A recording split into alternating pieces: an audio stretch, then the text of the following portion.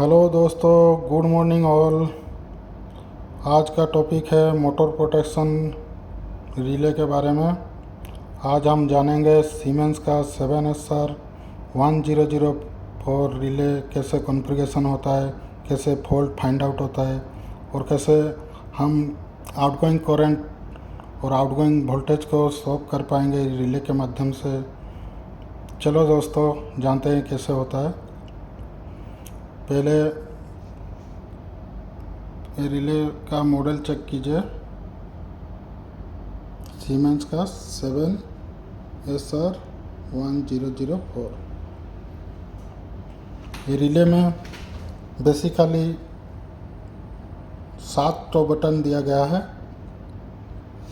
उसमें एक manual start, एक मैनुअल स्टॉप और अपर की, अपर एरो और down arrow, enter button, cancel button, test और रीसेट बटन दिया गया है। रिले कॉन्फ़िगरेशन से पहले उसका फ्रंट साइड क्या क्या चीज़ है आपको देखना है, क्या क्या बटन दिया है। और एक यूनिवर्सल पोर्ट दिया गया है प्रोग्रामिंग के लिए, ये वाला पोर्ट।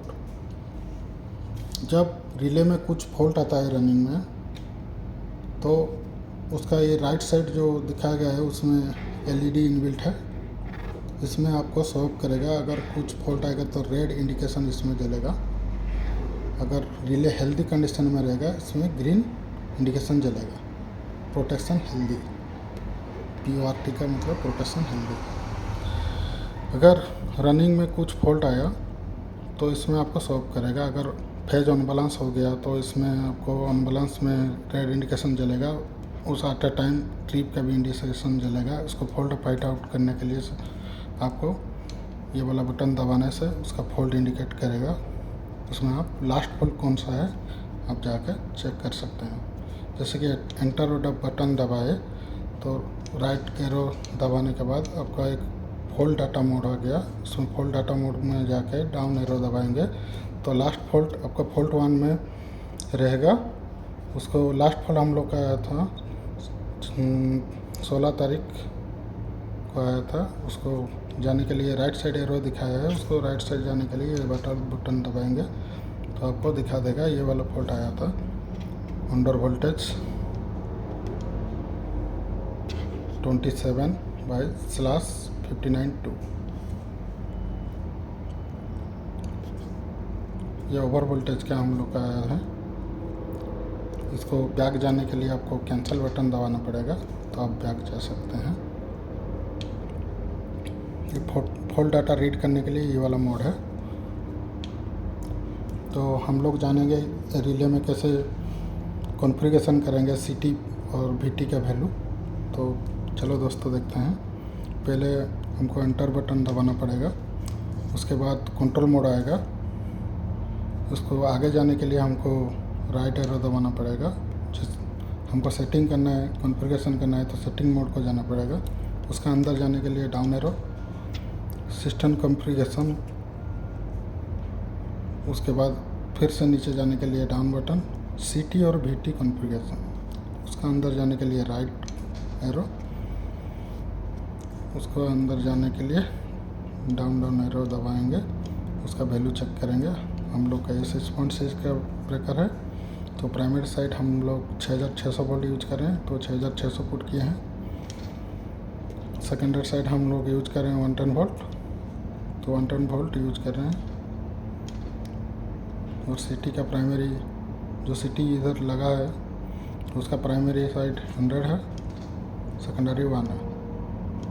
उसका अर्थ फॉल्ट का भी उसी से CT से लिया गया है। प्रोटेक्शन और मीटरिंग के दो कोर रहते हैं CT में, उस हिसाब से इसको लिया गया है 100/1।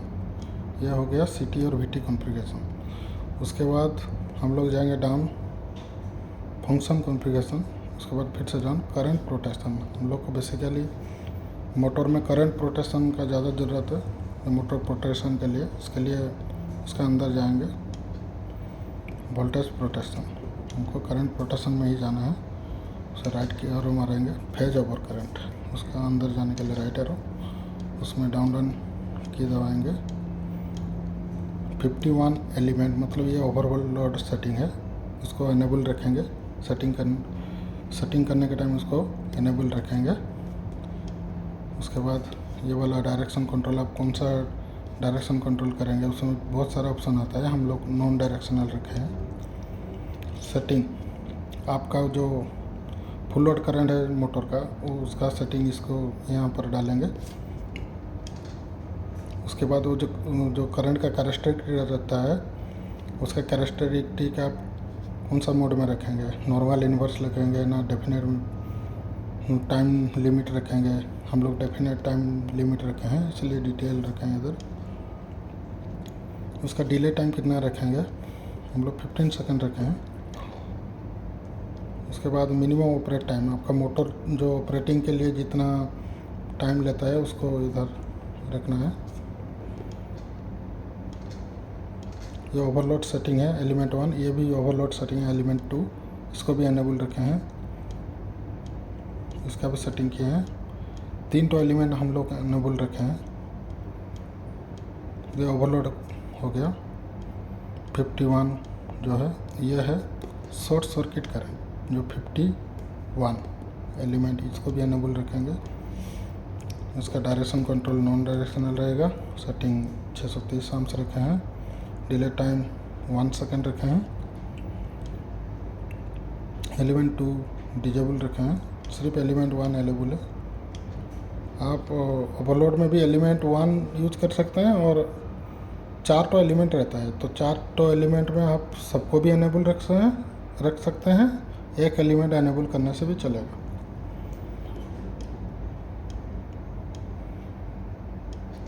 ये हो गया ओवरलोड और शॉर्ट सर्किट करंट। उसके बाद जाएंगे हम लोग डिराइव्ड आर्क फॉल्ट या आर्क फॉल्ट का सेटिंग। उसका अंदर जाने के लिए राइट एरो उसे डाउन दबाएंगे तो जाएंगे 51N1।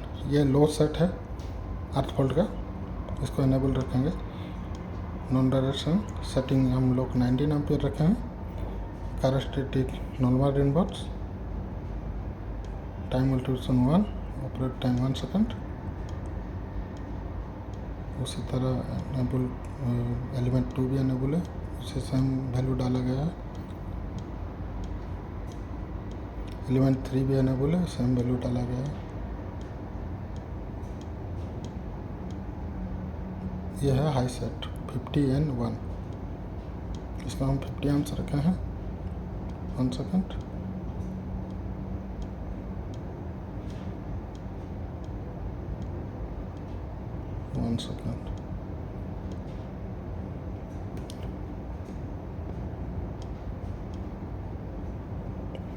ये और एक प्रोटेक्शन है थर्मल ओवरलोड, इसको भी हम लोग सेट कर सकते हैं मोटर के करंट के हिसाब से। इसका अंदर जाने के लिए राइट एरो, इसको हम इनेबल रखेंगे 49 थर्मल ओवरलोड को।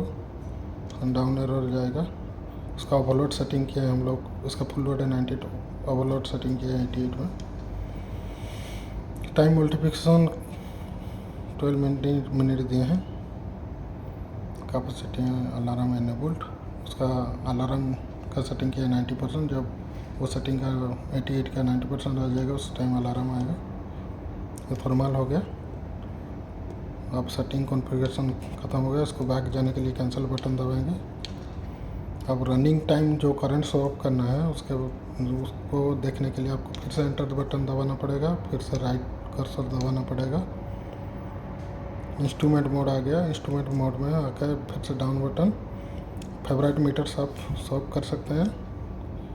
आपको करंट देखना है, करंट मीटर्स पे जाकर फिर से राइट एरो, इसमें आपका तीनों फेज का करंट दिखाएगा।